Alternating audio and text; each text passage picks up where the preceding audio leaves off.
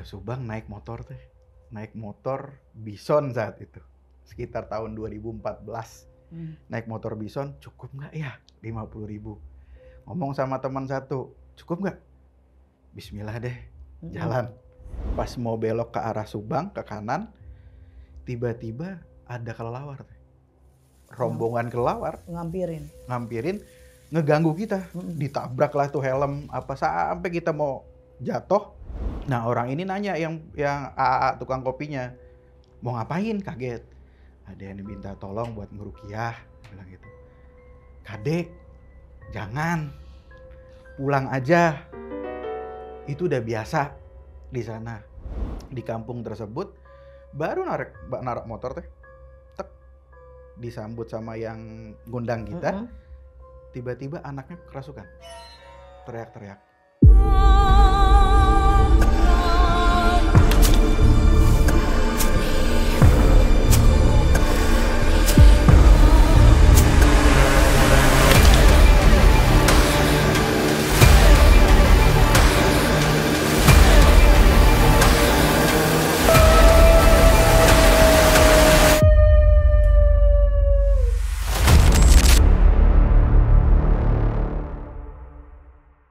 Assalamualaikum warahmatullahi wabarakatuh, sahabat mistis.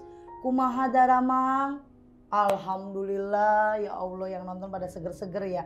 Yang lagi sakit biar diangkat penyakitnya, yang lagi kurang rezekinya biar Allah tambah rezekinya, yang banyak rezekinya sodakonya boleh dibagi-bagi ke yang nggak mampu.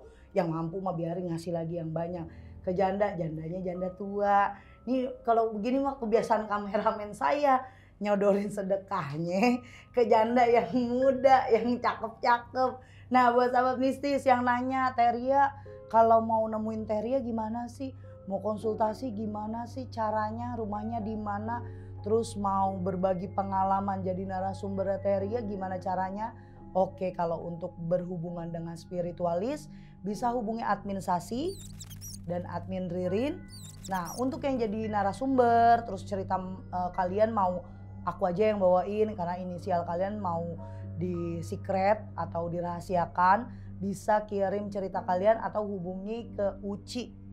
Oke, jadi untuk kali ini biasa kalau udah duduknya di sini, ini berarti ada cerita horor. Dari siapa? Kita kenalan dulu tamu kita. Assalamualaikum Bib. Waalaikumsalam warahmatullahi wabarakatuh. Aduh, Masya Allah. Kedatangan bintang tamu yang beda daripada yang lain. Biasanya ngomongnya lu gimana sehat gitu kan. Kalau yang ini enggak, baik-baik dosa loh ya.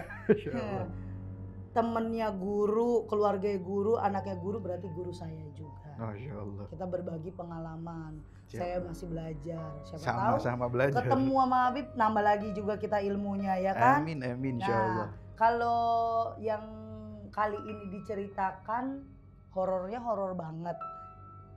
Kenapa horor banget? Karena beliau juga bantuin beberapa orang di luar sana yang membutuhkan Habib. Contohnya Ruqyah ya Bib. Sebelum lanjut ke cerita, kenalan dulu apa namanya gitu. Oh ya, nama Boleh. Muhammad Novel Syami bin Mustafa Al-Atlas. Oke, Masya Allah tuh belakangnya itu. Aduh, dipanggilnya Habib Syami biasanya. Habib Syami. Deket sama Habib Mus. Deket banget dulu. Yang ngerintis majelis kita juga beliau. Oke. Jadi yang megang kita di Bogor itu ya beliau. Masya Allah. Habib Mus, Habib Hasan, itu selalu. Makanya keinget banget 3 bulan sebelum Habib Hasan gak ada itu, dulu kan rambut gondrong deh. Itu pas satu panggung dijenggut. Ya dijambak. Kemana aja Wan, gak pernah mampir. Ya Habib insya Allah mampir. Pas mau mampir, sudah dipanggil Allah Ta'ala. Keduluan ketemu datuknya, keduluan bahagia sih. Sebenarnya bahagia duluan, emang Habib orangnya baik. Bener. Habib satu-satunya guru mungkin yang mau membuka hati dan membuka tempat untuk saya. Masya Allah. Ya mungkin Habib Syam tahu, jarang ada Habib yang deket sama muridnya itu perempuan. Bener. Walaupun saya ada kotak, karena kan saya perempuan, beda mahromnya. Tapi saat ngobrol bareng gitu, nggak ada saya dibeda-bedainnya itu. Iya benar. Memang beliau Masya Allah. Kelebihan yang saya nggak tahu ada lagi nggak yang bisa nerima setulus itu. Oke, kita balik ke cerita. Kalau ngomongin Habibah Hasan, Nggak bikin ada saya habisnya. namanya nangis. Saya nangis pasti. Karena kangennya itu nggak bisa lagi dilihat langsung. Cuma Bener. ya kita bisa doain aja Amin, terus-terusan. insyaallah. Nah, Habib Syam, gimana nih ceritanya mau berbagiin kita nih ke semua sahabat mistis? Ceritanya kayak gimana sih awalnya?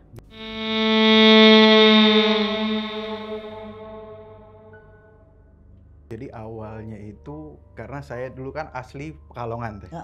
Asli Pekalongan, saya berguru sama Abah Habib Lutfi bin Yahya.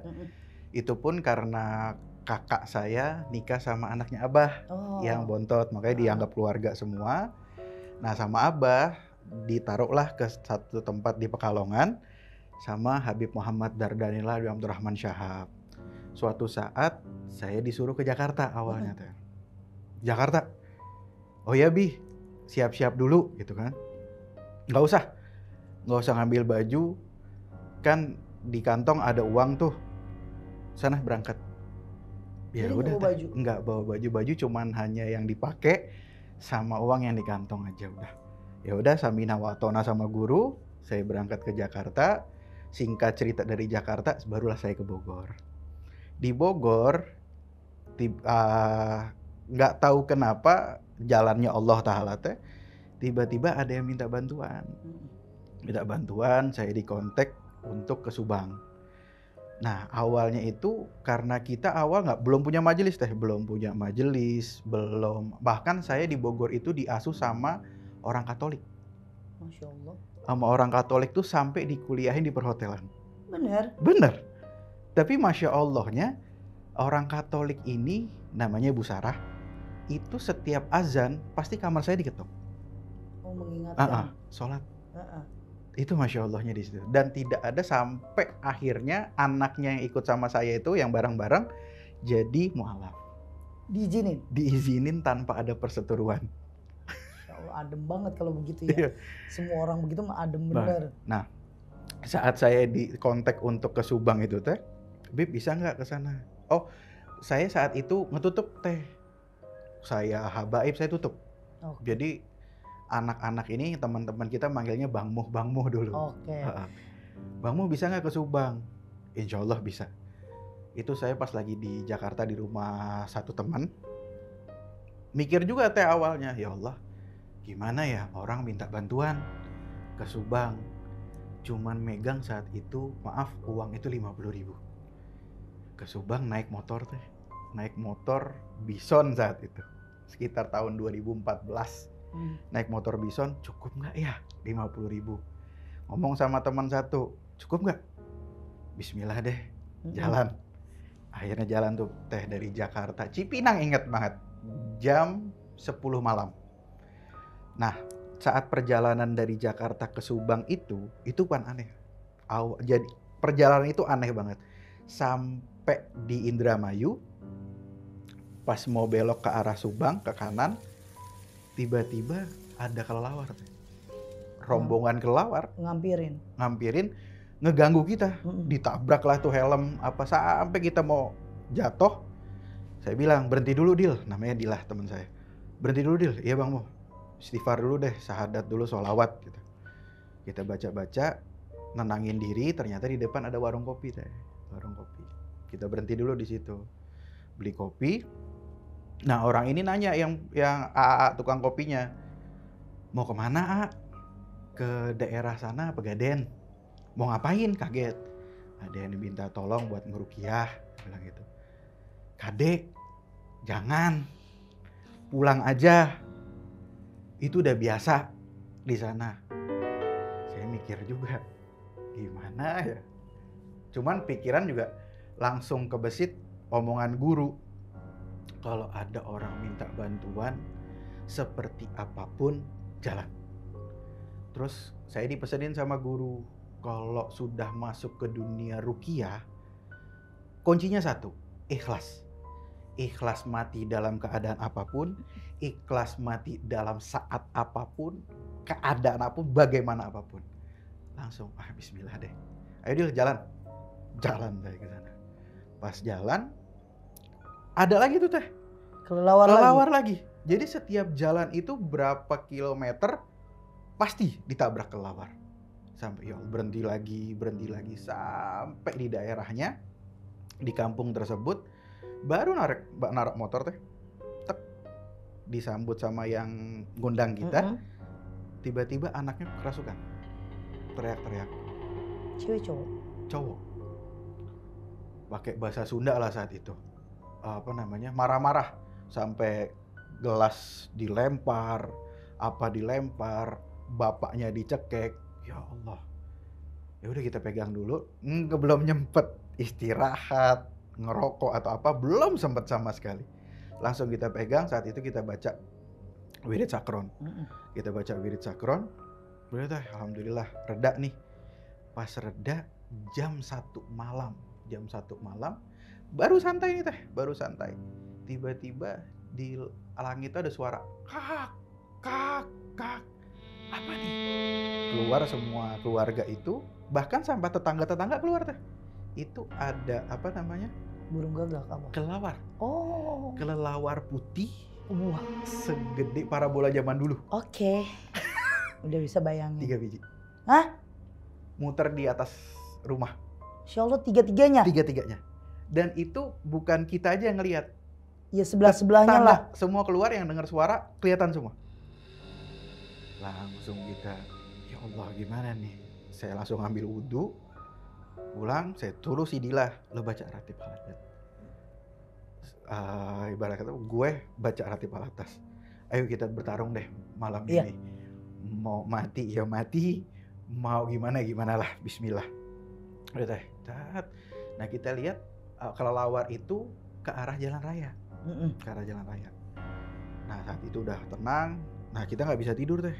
Jadi setiap kita mau istirahat, keluarganya pasti ada yang kesurupan. Dan itu ganti-gantian. Ada yang perempuan, ada yang laki, dan itu terus. Jadi tadinya itu saya kira satu orang deh yang dimintain tolong, karena di informasi itu satu orang. Ya si ini laki-laki ini. Laki-laki ini. Ternyata jadi satu keluarga. Rame. Jadi keluarga. Yang kesian itu bapaknya malah. Kenapa? Jadi bapaknya ini Baduy deh. Oke. Keluar hanya untuk menikah. Menikah keluar ke situ. Mungkin salah. Jadi sejarahnya itu mungkin dia salah berobat. Jadi dia punya anak satu teh, sakit-sakitan. Si laki yang tadi bukan? Bukan. Oh bukan ada? Bukan, kakaknya. Oh. Kakaknya. Jadi laki kakaknya ini berobatlah sama satu ustadz lah di sana. Berobat 2 bulan sembuh, sakit lagi. 2 bulan sembuh, sakit lagi. 2 bulan sembuh sampai hartanya habis, mati. Saya nggak mau suudzon dulu. Coba deh kita bersihin ini dulu. Nah si abah ini dibikin kalau dia mau wudhu sakit. Apanya? Badannya langsung nggak bisa jalan. Udah wudhu nih dipaksain teh, udah wudhu. Mau sholat baru ke sejadah pingsan. Dan itu terus. Setiap 5 waktu dia maksain mau sholat nggak bisa. Sampai dia nggak bisa sholat, nggak mau. Dia badunya badu dalam ya? Iya. Karena agamanya kan beda. Siap mau sholat sakit pasti. Saya mikir apa ini, ibarat kata masih ada karat-karat yang dulu atau bagaimana. Akhirnya kita zikir lagi di situ sampai tadi awalnya seminggu teh. Seminggu jadi 4 bulan. Masya baru Allah. selesai. Dan itu Masya Allah sampai saya muntah darah di situ. Sampai satu keluarga itu ada yang muntah belatung, ada yang muntah paku, macam-macam teh. Nah itu kronologisnya gimana sampai muntah darah, Bib? Kita bikin ibarat kata zikir teh. Kalau saya diajarin guru saya untuk terapi ruqyah itu, kita duduk bersila bareng-bareng. Duduk bersila karena saya diajarin zikir nafas namanya. Jadi tarik nafas la ilaha, keluar nafas la ilallah. Nah saya lakuin itu semua, ayo coba semuanya. Itu nggak ada setengah jam, 10 menit, 15 menit. Yang satu muntah darah, yang satu ini, satu muntah tuh ada belatungnya. Ya Allah. Nah saya kira udah nih teh, alhamdulillah kita istirahat. Besoknya ada anaknya yang perempuan yang paling tua datang. ke rumah itu, mau tahu, tek, baru nginjek ke rumahnya teh, kesurupan. Baru nginjek. Ya Allah. Dan kesurupannya itu gitu. Ngapain manggil orang dari Jakarta? Ngomongnya gitu. Ngapain ngambil orang? Nah ternyata saat saya jalan ke situ, si teteh ini kesana juga, kesurupan ke rumah itu, kesurupan ngomong ngapain manggil orang dari Jakarta. Jadi sebelum saya nyampe udah tahu. Ngapain 2 orang? Memang saya 2 orang kan teh. Ngapain 2 orang dari Jakarta ke sini? Nggak bakal bisa katanya. Pokoknya ibarat kata pakai bahasa Sunda, saya yang paling berkuasa di sini lah. Udah teh, sehari 2 hari itu begitu terus. Sampai saya nggak tidur seminggu lah. Paling tidur ngeleyep, kesurupan lagi, tidur ngeleyep, kesurupan lagi. Itu pagi, siang, malam, pagi, siang. Nggak ada waktunya. Nggak ada waktunya teh. Dan itu terus saya bingung, ya Allah. Mana nih? Apa yang ditanam, apa yang ini ya Allah? Saya pasrah sama Allah. Saya minta ruangan sendiri teh. Saya zikir di situ, saya ngamalin apa yang dikasih guru saya. Tiba-tiba ada satu tempat teh. Kalau orang-orang Sunda zaman dulu biasanya ada apa? Goa lah sebutannya. Meledak di situ. Meledak, saya kaget, saya suruh teman saya Dil coba lihat Dil apa. Pas nyampe dari situ keluar kelawar. Di goa itu nggak tahu kelawar dari mana, nggak tahu. Saya nanya sama abahnya, bah emang di situ ada kelawar? Nggak ada.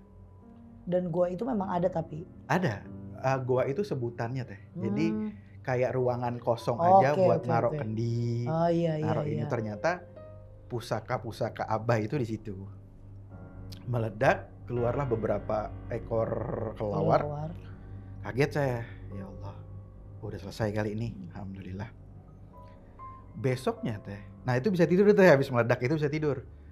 Habis tidur paginya mata saya nggak bisa melek yang sebelah kiri, sakit banget. Nggak lebam?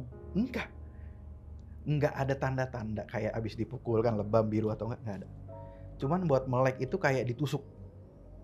Ya Allah, udah pasrah tuh teh. Mau kayak gimana, ya Allah, yang penting saya niat bantu orang. Bismillah. Tiba-tiba ada bisikan, amalin ratib al-atas saat itu. Saya balik lagi ke rumah, saya bilang sama yang punya rumah, jangan ganggu dulu. Saya mau ibarat kata semedi lah. Mau ini. Saya di situ saya dakwamin teh. Terus nggak tahu berapa ratus kali sampai tidur. Ketiduran, mimpilah guru mursyid itu di aulanya. Sini Wan, katanya. Iya Bih, makanya kalau mau ruqyah lihat-lihat dulu kan. Jangan sombong-sombong. Sini. Tiba-tiba diusap, dalam mimpi itu diusap. Tek. Keluarlah 7 jarum teh. Yang 4 ini karat, yang 3 emas. Dah, bismillah. Bangun, sembuh. Matanya nggak sakit lagi. Alhamdulillah. Sampai nggak sakit, baru buka pintu teh. Truk. Ustadz itu datang. Yang ngobatin kakaknya yang meninggal itu. Saya nggak mau suudzon ke beliau. Datang. Tadi baik teh, di depan kita baik. Saya juga belum tahu itu ustadznya. Salaman apa. Nah pas keluar saya ngikutin teh. Nggak tahu dalam hati tuh ikutin. Iya pengen ngikutin aja. Ngikutin aja. Pas ngikutin dia buang apa nggak tahu di depan pintu. Saya tanya sama abah sama keluarga itu. Bah itu siapa? Oh itu ustadz yang apa namanya? Nolongin dulu katanya sampai meninggal. Siapa namanya bah? Saya catat. Fotonya ada teh ternyata di rumah itu. Dia pasang. Oke. Udah. Oh ini tiap bah fotonya, saya bilang. Iya. Dia guru besar lah ibarat kata di daerah situ. Ya udahlah. Saya coba tanya. Benar bah ini yang ngobatin keluarga bah? Iya Bang Mo, saya bilang gitu. Sebentar bah. Saya tawasul teh. Saya diajarin sama abah saya tawasul. Saya minta isyarah sama Allah. Ya Allah, kalau memang ini orang baik, tunjukin. Kalau memang ini orang jahat, tunjukin. Nggak lama teh, alhamdulillah, Allah maha baik. Nggak lama dia kesana pagi itu subuh. Siang itu tiba-tiba yang saya lihat dia yang buang apa itu ular kobra teh keluar. Ular kobra, kaget kita. Ya Allah, ular. Oh, berarti ini tandanya.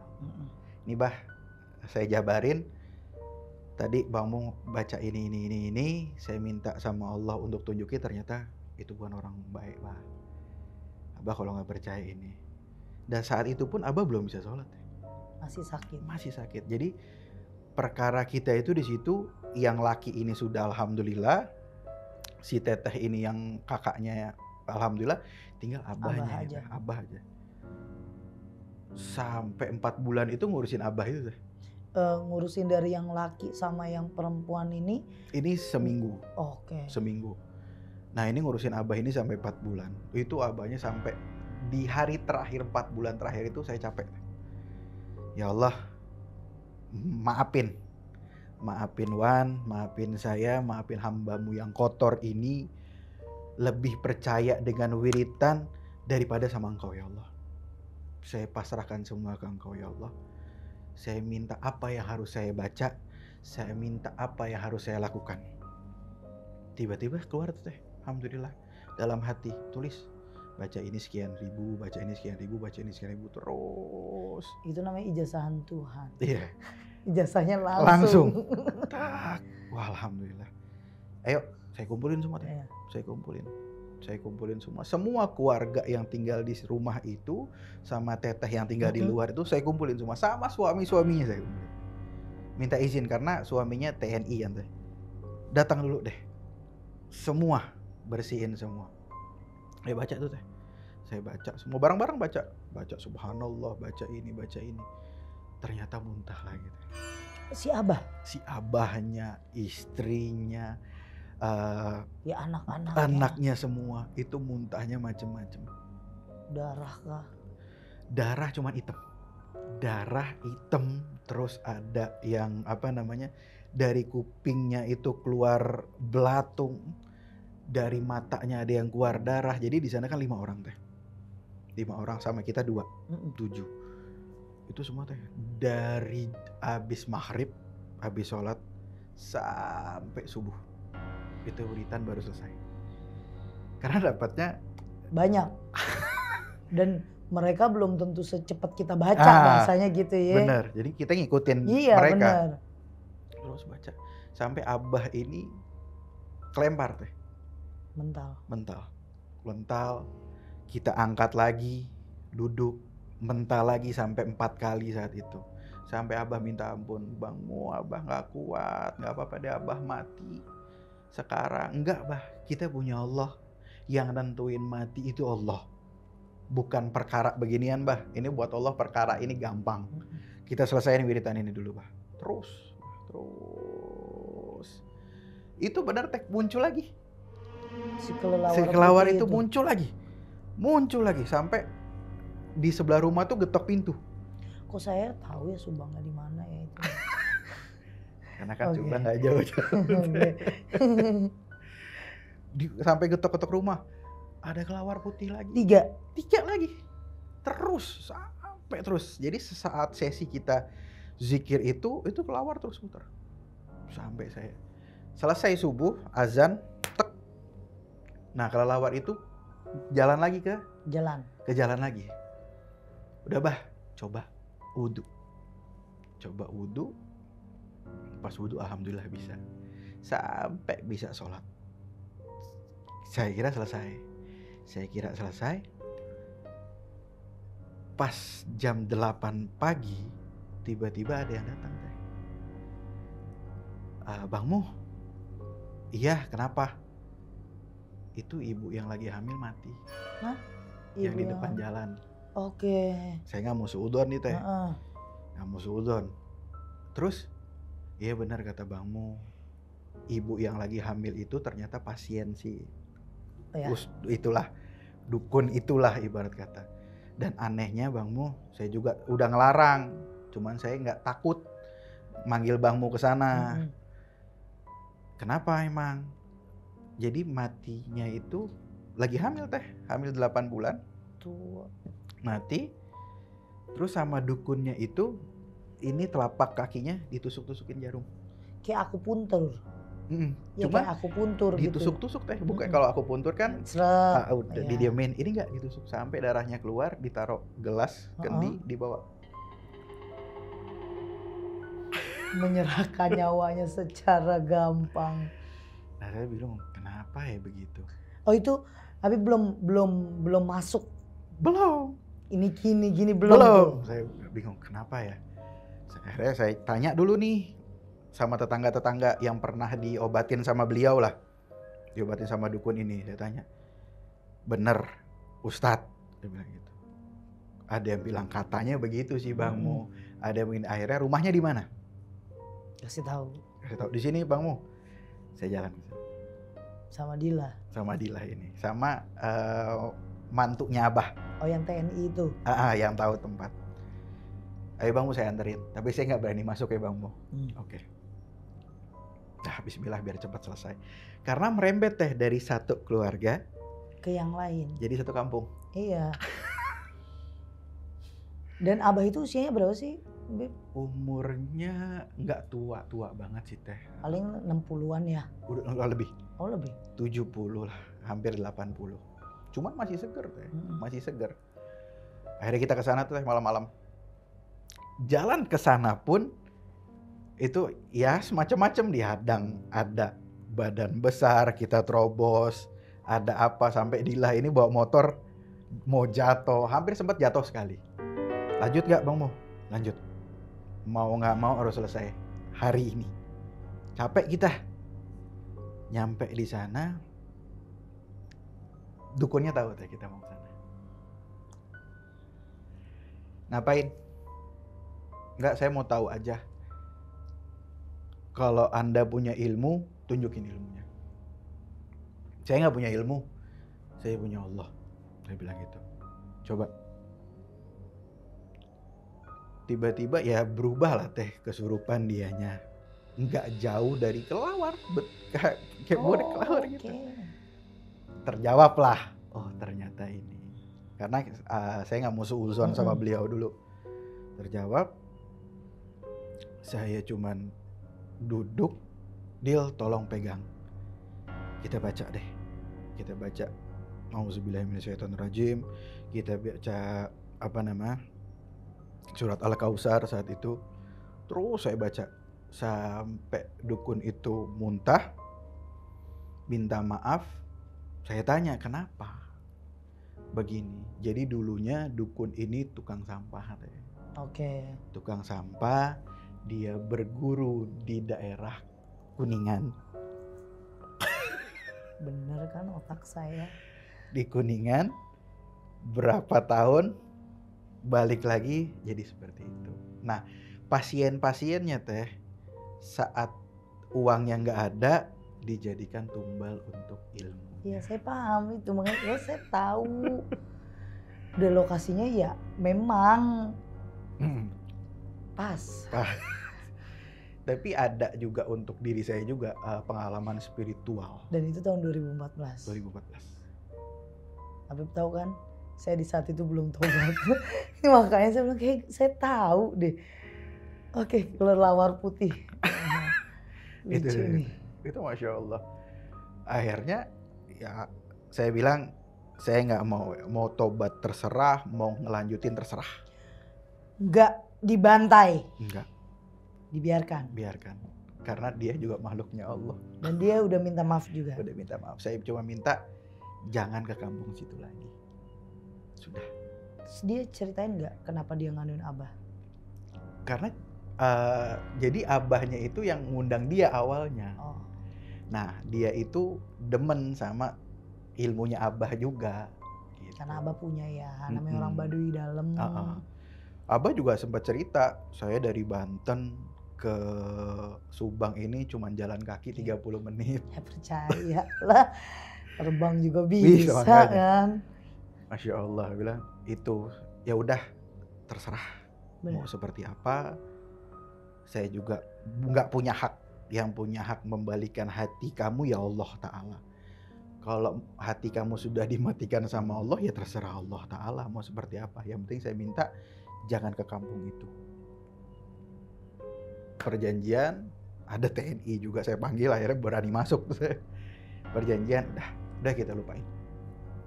Sampai situ, ternyata pas saya lagi di rumah itu dukun, di rumah Abah ini pada sakit kepalanya teh. Dan bukan di rumah Abah juga, di rumah sampingnya. Oke. Jadi hampir satu komplek itu kena dia semua. Ngerasain semua. Dan itu ada yang muntah lah, ada yang nyebur ke kali lah, ada yang ke sawah. Berantakan. Berarti pas Habib datang baca Al-Kausar semua kena efeknya. Jadi ibarat kata kayak dicuci semuanya. Dicuci semua. Padahal kampung itu ya bukan kampung. Kalau kita lihat dengan syariat Islam ya, kampung itu bukan kampung yang baik juga sebenarnya. Sampai kadang saya minta, ya Allah kenapa ya saya ditaruh di situ? Sampai ada satu masjid di kampung itu yang sholat Jumat cuman 10 orang, 15 orang. Sampai ya kadang cuma 3-5 orang. Oke. Sampai saya ditugasin juga sama guru, tiba-tiba lewat mimpi, isyarah mimpi, baca ratib di situ, baca maulid di situ, sampai ditimbukin batu, digeber sama motor, cuman alhamdulillahnya nggak dipukul aja. Wajar sih mereka sulit nerima itu ya. Alhamdulillah. Tapi ada pengalaman spiritual untuk saya juga ada di situ. Jadi saya ngeruqyah di situ, ternyata saya dibawa tiba-tiba teh ada orang nggak tahu siapa, bukan orang situ, nggak kenal, nyamperin, dan dia tahu saya Habib. Apa yang diucap? Beb, ikut. Kok tahu Habib? Dalam hati, udah nggak usah ditutupin sama saya. Dia bilang, ikut. Kemana? Ada satu daerah namanya Panaruban, seberangan sama Ciater, Panaruban. Ya udah. Saya bertiga tuh teh, dia sama Dilah ini saya ajak ke Panaruban. Saya bingung nih kok di tengah hutan masuk. Ternyata di tengah hutan itu ada rumah teh, rumah panggung. Di situ ada satu orang tua banget, namanya Abah Idrus.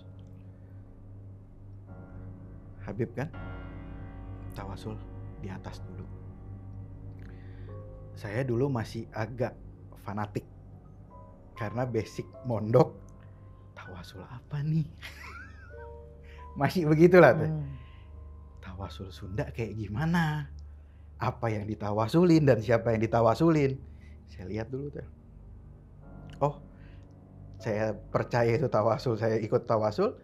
Oh, njit saya disebut. Oh ada. Habib Ahmad bin Abdullah bin Thalib Al-Atas Pekalongan.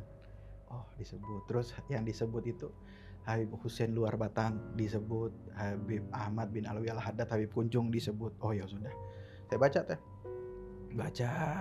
habis tawasul, sana ke Curug. Curug apa bah? Cimuja namanya. Ya udah ikutin aja deh, dianterin sama satu orang ini, dianterin. Nah di dalam hati ini, ya Allah, tiba-tiba pingin dong ngelihat kujang kembar kayak gimana. Pingin deh ya Allah. Yang ibarat kata senjata yang diagungkan sama orang Sunda Jawa Barat. Gimana sih kujang kembar itu? Tunjukin dong ya Allah kalau memang benar ada. Sampai di Curug teh, tiba-tiba ada yang bisikin, azan. Ya udah saya azan, qomat. 1 langkah, 2 langkah, balik kiri ke Curug. Di Curug sininya ada kujang.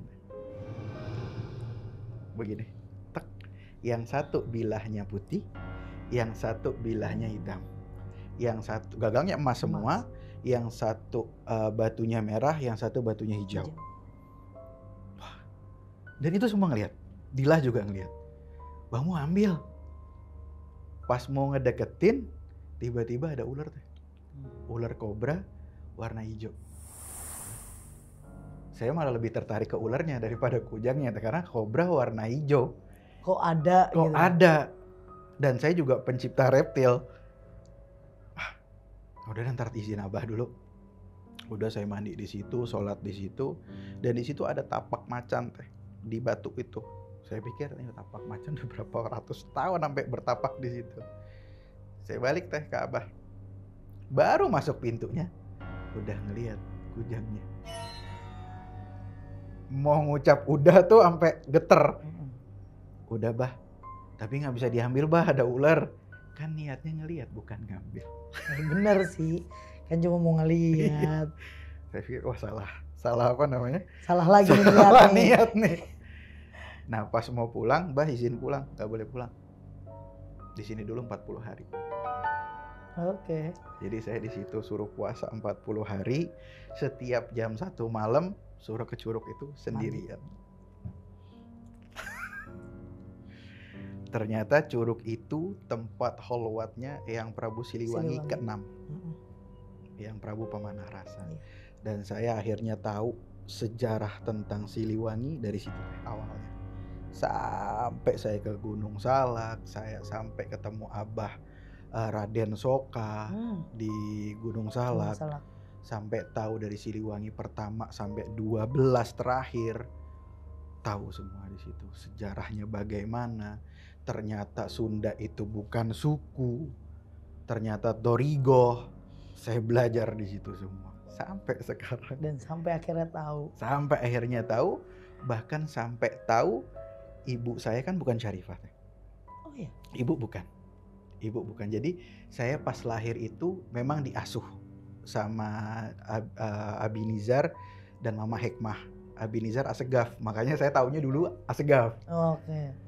Ternyata pas Mama sama Abi nggak ada, baru tahu kalau Abah asli itu Mustafa Alatas. Sama Mama ibu ini yang kandung bukan Syarifah. Saya tanya, nah saat saya ziarah ke Batu Gores dan saya ziarah ke mana namanya Goa Ratu Karang Pamulang di Pelabuhan Ratu, setiap saya ziarah ke sana dan saya ziarah ke Sunan Gunung Jati, Syekh Syarif Hidayatullah, selalu dibilang, punten Bib, Habib ini ada darah Siliwanginya. Ah dari mana? Saya mikir loh, dari mana orang Abah Alatas Siliwangi dari mana? Dia bilang. Tapi dari jalur ibu. Saya nggak percaya teh. Ah dari mana ibu juga ngomong asli Pekalongan. Ziarah ke sini ngomong begitu. Ziarah ke sini ngomong begitu. Ziarah ke Batu Gores di Gunung Salak begitu. Ke Arca Domas begitu. Ke Pamijahan begitu juga. Ke mana namanya Mbah Jeprak begitu juga. Saya telepon ibu. Ibu asli mana? Langsung. Ibu asli mana? Pekalongan Wan. Yang bener. Atasnya ibu ini asli mana? Barulah ngomong atasnya ibu itu dari kerajaan Kutai, Tarumanegara.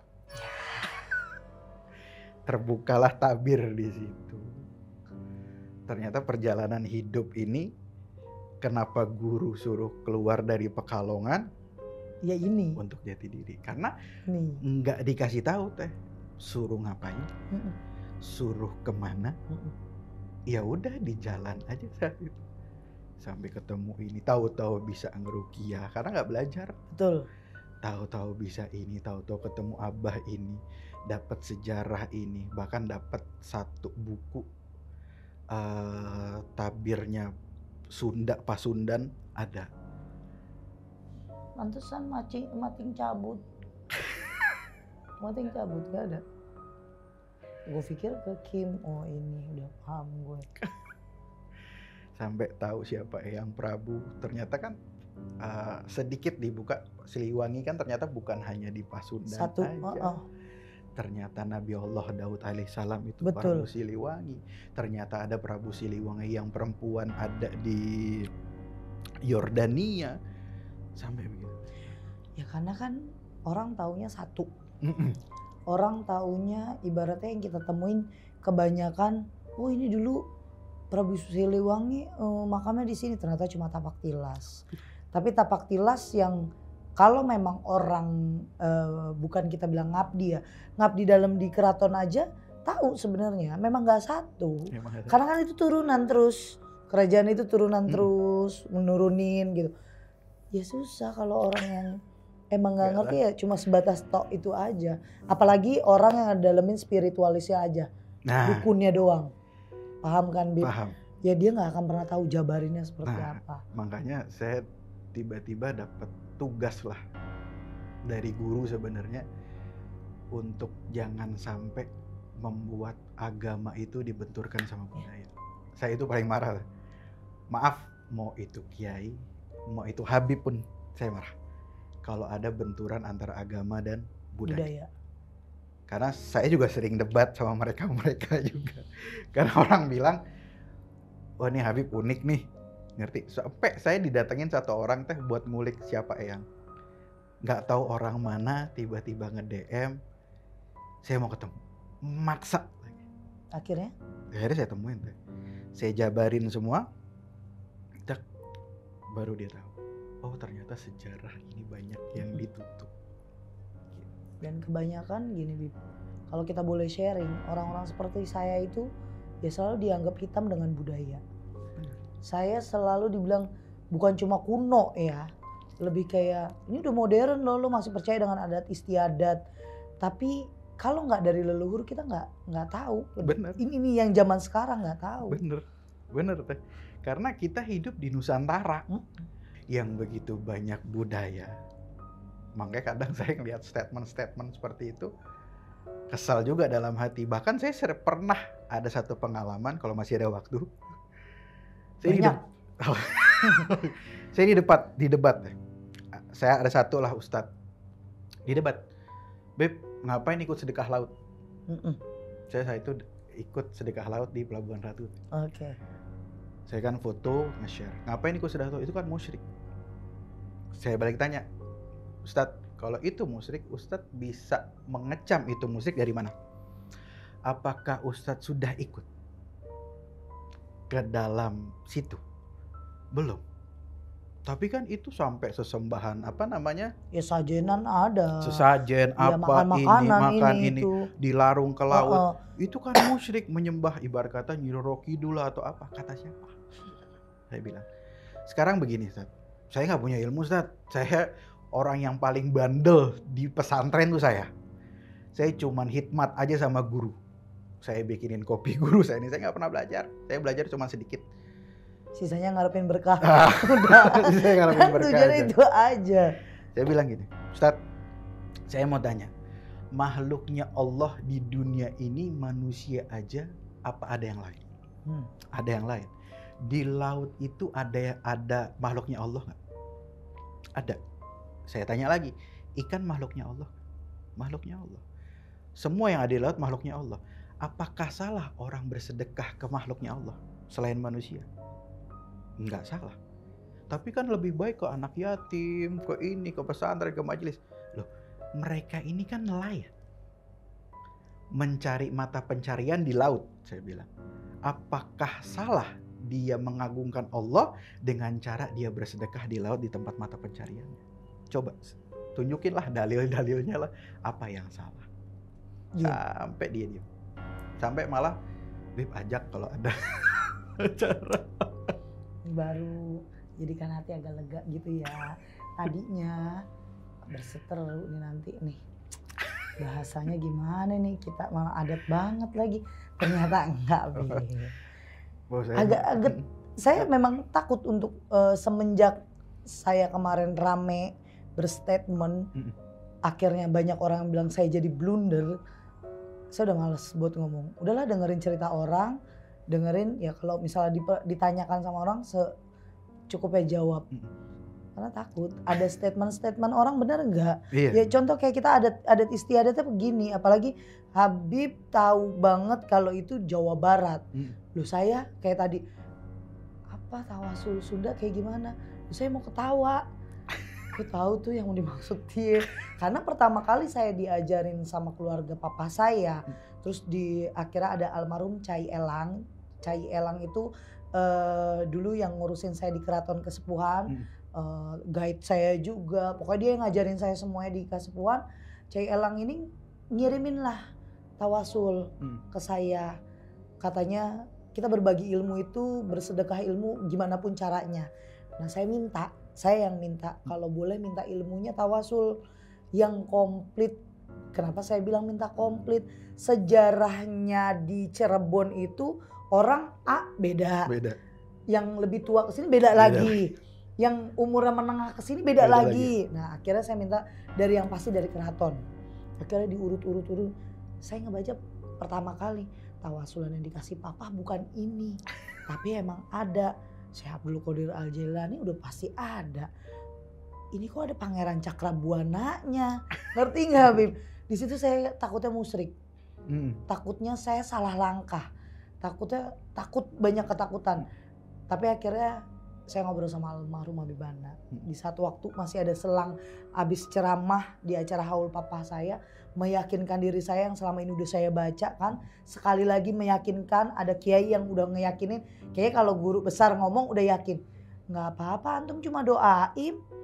Antum ngapain, ngatain. Nah itu kirim Fatihah ya nggak apa-apa.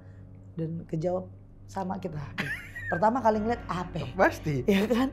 Waduh ini salah langkah nih. Betul. Takut aja salah, ya ajarannya salah atau apa. Kita teliti, oh ternyata sama aja. Ya soalnya kan saya dari item Bib. Yang udah seberang banget. Terus lagi belajar. Kalau saya bilang saya lagi belajar istiqomah Bib. Lagi belajar. Tetap masih belajar sampai sekarang pun belajar lagi. Dikasih tawasulan yang beda-beda banget. Ijazahan yang dari Habib Bana nggak ada nama ini. Tapi pas datang ke Cirebon disuruh baca tawasulan nambah lagi. Yang nama-nama aneh lagi. Pangeran ini. Boleh nggak? Gitu. Saya juga sampai sekarang teh kalau tawasul sebut semua. Iya, kalau sekarang saya semua. Semua. Jadi yang dari kalangan habaibnya, dari kalangan Betul. radennya, Betul. dari kalangan eyangnya saya sebut. Dan para kiai guru-guru udah. Ya. Bahkan di acara majelis nih besar pakai mic, saya sebut teh nggak masalah. Orang mau ngomong apa kek, mau ngomong apa, ini saya. Terserah mau ngaji silahkan, enggak ya sudah. Karena saya tinggal di Jawa Barat, di Nusantara, dan leluhur-leluhur kita mengajarkan Islam ke Nusantara dengan dipadukan dengan budaya, apa salahnya? Bahkan lebih uniknya guru saya tuh, Habib Muhammad dan itu setiap malam Jumat di Kobong di pondok, itu habis Yasin, Tahlil, Maulid, itu main gending Jawa. Sampai disatukan antara gending Jawa, disatukan sama tari darwis yang muter, sama marawis. Disatukan di situ, saya ngalamin sendiri. Karomahnya Abi, Masya Allah. Baru seminggu latihan teh, tiba-tiba dari Dinas Pariwisata datang, dijadikan itu ikon Pekalongan. Masya Allah. Dengan hinaan yang begitu dahsyat lah, ya? Ibarat kata, wah ramalan musyrik ya, ini. Saya paham itu rasanya. Saya paham. Masya Allah. Ya alhamdulillah sekarang ya semua saya sebut siapa jadi tahu semua lah teh, siapa itu eyang, siapa itu Ibu Ratu Selatan, nama ruhaniyahnya dapat, betul, nama aslinya dapat. Jadi orang mau ngomong apa cuman ketawa aja sudah. Kadang lihat di media sosial nama asli ini ketawa. Ya kayak contoh Habib, saya pernah sekali penelusuran, itu zamannya saya masih di Misteria, belum Ria Puspita Official. Ada satu penelusuran yang niat saya mandi di Curug. Maksudnya saya mau ngasih tahu gitu. Babat saya sama netizen. Katanya. Katanya udah tobat, katanya udah gak mau yang berbau ini itu. Saya cuma mikir gini, padahal ini mandi gue gak minta apa-apa. Karena dibawa ke lokasi situ, kita lagi wisata, kata yang jaganya atau guide yang kita bawa, kuncennya, ini buat nyegerin ini khasiatnya ini. Ya apa salah sih bismillah cuma cuci muka. Toh nggak yang saya dalemin, saya bawa pulang, saya sembah-sembah. Tapi saya sekarang jauh lebih menghargai diri saya daripada sayanya yang dihina terus, saya redam itu. Tapi kalau pergi ya tetap sih. Kadang-kadang kan ziarah kita kemana-mana. Nah kayak contoh saya ziarah mau ke daerah Banten. Itu kan tempatnya aneh semua. Bener. Ya bilangnya ini tempat kiai. Tapi sebelah sana ada curug. Ya kan, nyembah-nyembah juga Nyembah. ada memang, ya kan. Cuma kan tujuan kita bukan itu. itu. Kita mau ziarahnya. Masih ada Bib yang begitu-gitu ya. Yang penting tujuan kita ziarah. Kalau ziarah memang 1 bulan itu biasanya saya harus wajib. Cuma udah nih masuk 2025 belum kesampaian. Karena ziarahnya udah kebangetan banyak kalau yang biasanya. Ini belum sempat juga ke Keramat Empang belum, terus ke Habibana belum, ke Umi belum, banyak. Habib Kuncung biasanya saya setiap galau kalau kerjaan lagi mepet. Pasti gitu. Tahu kan, saya udah curhat aja dulu. Yang penting curhat. Tapi gini ya Bib, kata orang yang ahli dengan agama, orang yang sering di pondok pesantren, orang yang ngerti agama tidak akan pernah percaya dengan pondok pesantren, tidak akan pernah percaya dengan yang namanya santet. Karena itu cuma halusinasi lah, ilusi, apalah. Saya nggak mau kata orang, saya mau dengar kata Habib sendiri. Percaya Habib adanya santet dan ilmu hitam? Percaya. Kenapa saya percaya juga? Satu pernah mengalami. Karena orang belum percaya kalau belum mengalami. Saya mengalami juga. Dan saya mungkin satu-satunya Habib yang diundang di perkumpulan para dukun. Saat di Taman Mini, itu ngebuka kitab lontar dari Banyuwangi tentang santet. Saya kaji di situ. Apa sih sebenarnya santet? Apa sih sebenarnya teluh? Apa sih sebenarnya ini? Saya kaji. Oh, ternyata memang ada. Dari zaman Nabi Allah Daud di Babilonia pun itu ada. Tinggal orangnya ini, kalau saya untuk yang nonton atau apa berstatement, wah nggak ada santet, nggak ada apa, karena belum mendalami.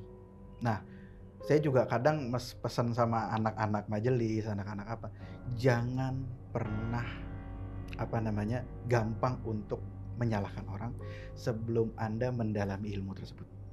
Itu aja teh. Kalau saya 100% percaya, karena saya ngalamin juga dan saya bertemu orangnya juga, saya ngelihat caranya juga. Ya ada di situ.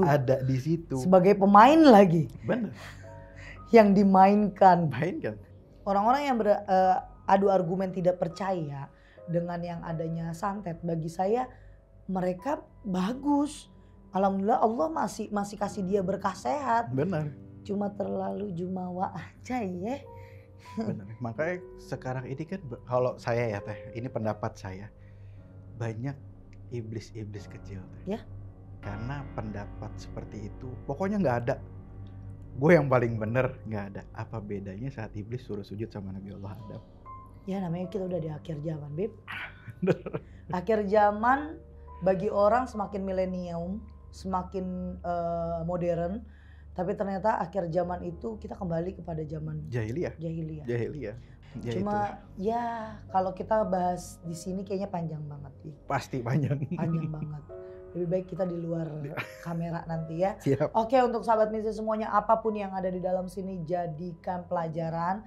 Yang baik-baik dipelajarin, diambil hikmahnya, berkahnya. Yang buruk-buruk kalau kalian mikir gini, enggak tuh salah omongan Teria, buang. Jangan diambil pelajaran ya. Karena yang buruk emang udah punya saya aja, saya manusia. Dan buat kalian semuanya yang punya cerita kayak Habib Syam, punya cerita kayak narasumber yang lain, mau duduk bareng kita ngobrol, boleh hubungin Uci. Tapi kalau kalian gak mau nih teh, mau secret, mau rahasia, teteh aja yang bacain, teteh yang storytelling, boleh kirimin juga ke Uci, ini nomornya. Dan buat kalian yang mau konsultasi, mau ngobrol, mau ngundang aku, atau mau datang ke pas praktek di sini, boleh hubungi admin aku Ririn dan admin Sasi. Terima kasih buat semuanya, semoga sehat selalu, berkah dunia akhirat. Apapun yang kalian lakukan sudah pasti ada ganjarannya. Yang baik ya dapat hasilnya baik, yang jahat ya dapat hasilnya jahat. Terima kasih dan assalamualaikum warahmatullahi wabarakatuh. Terima kasih Bib, Masya Allah. Sama-sama.